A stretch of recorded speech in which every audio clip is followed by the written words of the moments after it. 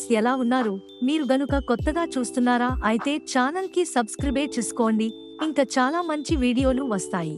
గుప్పెడంత మనసు serial today episode.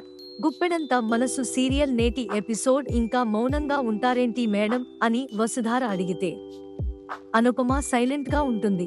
తను మాట్లాడుకున్నా నా మనసుకు వినిపిస్తుంది. ప్రతి మనిషికి అమ్మే కదా గుండె చప్పుడు. ఈ గుండెకు ఆవిడ ప్రేమ, కోపం, ఆవేశం, బాధ అన్ని ఎమోషన్స్ తెలుస్తాయి. ఒకే ఒక్క ప్రశ్నకు సమాధానం తప్ప అని మను అంటాడు. మీ ఆశీస్సులు ఉన్నంతవరకు ఆ ప్రశ్న నా తండ్రి ఎవరు అన్నది తను నోరు తెరచి చెప్పదు. నా గుండె చప్పుడు అది అర్థం కాదు. మేడం, మీరు నా గురించి వర్రీ కాకండి. నేను బాగానే ఉన్నాను. మీ ఆశీస్సులు ఉన్నంతవరకు బాగానే ఉంటాను కూడా. నాకేం అవుతోందో అని టెన్షన్ పడాల్సిన అవసరం లేదు అని మను అంటాడు. తర్వాత వసుధారతో, మేడం, నేను మీలాంటి మంచి మనిషిని చూడలేదు. నాకు ఇంతవరకు సపోర్ట్గా ఉన్నవాళ్లు ఎవరు లేరు. జీవితంలో నేను ఒంటరిని, నాకంటూ ఏ బంధం లేదు అని మను ఎమోషనల్గా చెబుతాడు. ఎలాంటి బంధుత్వం లేదు. అలాంటి నాకోసం మీరు ఇంత రిస్క్ తీసుకున్నారు. ఈ జన్మలో మీ మేలు మర్చిపోలేను మేడం అని మను అంటాడు. నేను చేసింది ఏం లేదు. మీకు సపోర్ట్గా ఉన్నాను. ఈ విషయంలో ముందుండి నడిపించింది మీ నాన్నగారే అని వసుధార అంటే మనుతో పాటు అనుపమ షాక్ అవుతుంది. అదేనండి. మిమ్మల్ని దత్తత తీసుకుని మావయ్య గారు తండ్రి స్థానంలోకి రావాలనుకున్నారు కదా, అందుకే అలా అన్నాను అని వసుధార అంటుంది. నా తండ్రి స్థానంలోకి? అమ్మ వసుధార, నువ్వేం తప్పు మాట్లాడలేదమ్మా. ఎందుకు తటపటాయిస్తున్నావు? మనును నా కొడుకులాగే చూస్తున్నాను కదా. మళ్ళీ దత్తత కార్యక్రమం చేద్దాం అని మహేంద్ర అంటాడు. సర్, ఇక వద్దు ప్లీజ్. మీ కొడుకు లాగే చూస్తున్నారు. ఇప్పటివరకు కొడుకు కోసం తండ్రి చేసినట్లే చేశారు. కానీ మీరు మాత్రం నా తండ్రి స్థానంలోకి రావద్దు అని మను అంటాడు. దానికి మహేంద్ర, వసుధార షాక్ అవుతారు. మీకు ఆల్రెడీ చెప్పాను, నాకు తండ్రి మీద ఎలాంటి ఉద్దేశం ఉందో. అందుకే చెబుతున్నాను అని మను అంటాడు. కానీ ఒక వ్యక్తికి మీలాంటి తండ్రి ఉంటే మాత్రం తను ఎంత గొప్ప స్థాయికైనా చేరుకోగలుగుతాడు. మీరు తన వెన్నంటే ఉంటారు, ఎంకరేజ్ చేస్తారు అని మను అంటాడు. అమ్మా వసుధార, మను ఇంటి ఫుడ్ తిని చాలా రోజులు అయింది. తనకు నచ్చినవి చేసి పెట్టండమ్మా అని మహేంద్ర అంటాడు. వసుధార, ఉండు, నేను డిన్నర్ ప్రిపేర్ చేస్తానని అనుపమ వెళ్ళిపోతుంది. కట్ చేస్తే శైలేంద్రను సీరియస్గా చూస్తుంటాడు రాజీవ్. నమ్మకద్రోహం ఏంటి బ్రదర్, అలా సీరియస్గా చూస్తున్నావు? నువ్వెలా వచ్చావ్ అని శైలేంద్ర అడుగుతాడు. రాలేననుకున్నావా? నాకు జైలేమి కొత్తేం కాదు.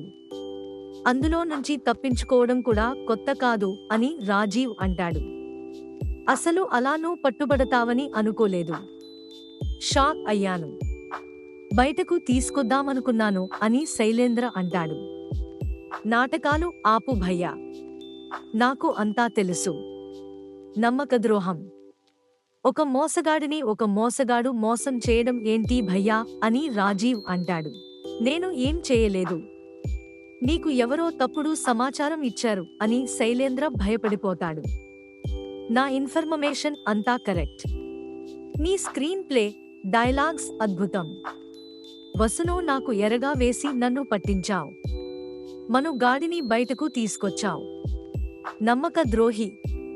నువ్వు నా ఇగోని టచ్ చేశావు. నన్ను ఇలా ఎవరు మోసం చేయలేదు. ఇక నిన్ను క్షమించేదే లేదు. ఇప్పుడే నిన్ను చంపేస్తాను అని శైలేంద్రకు గన్ తీసి గురి పెడతాడు రాజీవ్. అయోమయంగా, ఫణీంద్ర, ఏం చేయొద్దు బ్రదర్. ఎన్డీ సీటు కోసం అలా చేశాను. తప్పే. నన్ను క్షమించు అని రాజీవ్ కాళ్లపై పడతాడు శైలేంద్ర. ఏదో ఆశతో చేశాను. మళ్ళీ ఇది రిపీట్ కాదు అని శైలేంద్ర వేడుకుంటాడు. కట్ చేస్తే ధరణి కాళ్లపై పడి, ఈ ఒక్కసారి నాకు ప్రాణ భిక్ష పెట్టు అని శైలేంద్ర అంటూ ఉంటాడు. అక్కడే దేవయాని, ఫణీంద్ర కూడా ఉంటారు. శైలేంద్ర చేసే పనికి అయోమయంగా చూస్తారు. రేయ్ శైలేంద్ర అని ఫణీంద్ర పిలుస్తాడు. కళ్ళు మూసుకుని ఉన్న శైలేంద్ర, ఇది గాడ్ వాయిస్ లా ఉందే అని కళ్ళు తెరచి చూస్తాడు. వాళ్లను చూసి షాక్ అవుతాడు. ఏం తప్పు చేశావురా? ఎందుకు తన కాళ్ళు పట్టుకుని బతిమిలాడుతున్నావ్? ఎందుకు ప్రాణభిక్ష పెట్టమంటున్నావ్ అని ఫణీంద్ర అడుగుతాడు. ఏం లేదని శైలేంద్ర అంటే ధరణిని, దేవయానిని అడుగుతాడు. లేదని చెబుతారు. రేయ్, తప్పు చేసినవాడినిలా ఎందుకు పశ్చాత్తాపపడుతున్నావ్? నువ్వు చేసే పనులకు నా ప్రాణం పోతుంది. అడిగితే ఏం లేదంటావ్. నాకు ఏం చేయాలో అర్థం కాక నా మనసు పాడైపోతుంది. ఇంకోసారి ఇలా చేస్తే తోలు తీస్తాను. ఇదే లాస్ట్ అండ్ ఫైనల్ వార్నింగ్ అని వెళ్ళిపోతాడు ఫణీంద్ర. మనిషివేనా? నా కొడుకువేనా? ఛీ! అసలు నువ్వు మనిషివేనా? నువ్వెంత పెద్ద తప్పు చేస్తే మాత్రం భార్య కాళ్ళు పట్టుకోవడం ఏంట్రా? అసలు ఇలా మారిపోతావ్ అనుకోలేదు. నువ్వు నా కొడుకు అంటేనే నమ్మబుద్ధి కావట్లేదు అని ఫైర్ అయిన దేవయాని వెళ్ళిపోతుంది. మీరు చాలా మంచివారండి. మీరు ఇలా చేయడం నాకు చాలా నచ్చింది. మీకు ఎప్పుడు కావాలంటే అప్పుడు నా కాళ్ళు పట్టుకోవచ్చు అని ధరణి చెప్పి వెళ్ళిపోతుంది. మరోవైపు వసుధారకు థ్యాంక్స్ చెబుతుంది అనుపమ. మనను బయటకు తీసుకురావడం కోసం నీ ప్రాణాలు ఫణంగా పెట్టావ్ అని అనుపమ అంటుంది. ఇంతలో వచ్చిన మను ఆ మాటలు వింటాడు.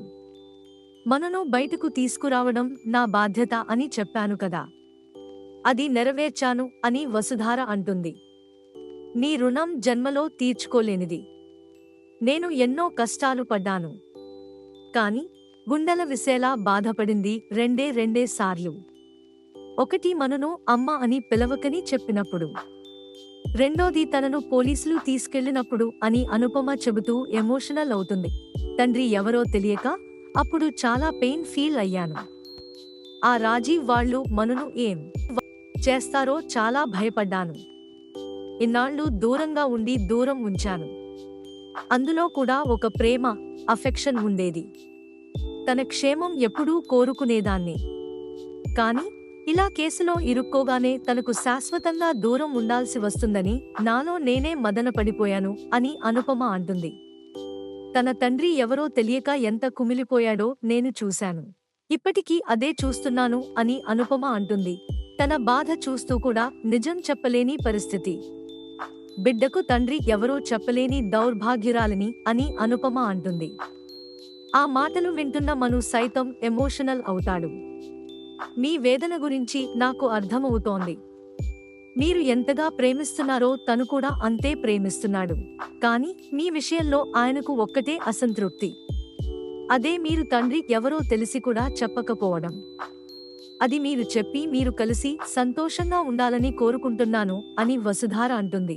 మనతో శైలేంద్ర ధరణి కాళ్ళు పట్టుకున్నది తలుచుకుంటూ ఇలా చేశానేంటి అని శైలేంద్ర కంగారు పడుతుంటాడు. రాజీవ్ గాడికి నిజం తెలిసే అవకాశం ఉంటుందా? అయినా వాడు నన్ను ఏం చేయగలడు? DBST కాలేజీ ND సీటు కోసం ఏమైనా చేస్తాను. ఆ మనుగాడు బయటకు వచ్చాడు కదా, వాడికి కాల్ చేద్దామని చేస్తాడు. శైలేంద్ర, మీరు నేరం చేయలేదని ప్రూవ్ అయింది కదా, బయటకొచ్చావ్ అని శైలేంద్ర అంటాడు. నువ్వు చేయాలనుకుంటే ఏదైనా చేస్తాను అని తెలుసు అని మను అంటాడు. నీకు మన డీల్ గుర్తుంది కదా, మర్చిపోయారేమో అని గుర్తు చేద్దామని కాల్ చేశాను. అయినా మీరు ఇప్పుడు ఎక్కడ ఉన్నారు? మీ ఇంట్లోనా ఇంకెక్కడ అయినా అని శైలేంద్ర అడుగుతాడు. మహేంద్ర ఇంట్లో అమ్మను చూసేందుకు అని మను చెబుతాడు. వీడు అక్కడే ఉంటే వాడి మనసు మార్చేస్తారు. ఎలాగైనా బయటకు తీసుకురావాలి అని శైలేంద్ర అనుకుంటాడు. ఇక మీరు అక్కడ ఉండకండి, వెంటనే బయటకు వచ్చేయండి అని శైలేంద్ర అంటే, ఎందుకు అని మను అడుగుతాడు. ఇంతటితో ఎపిసోడ్ ముగుస్తుంది.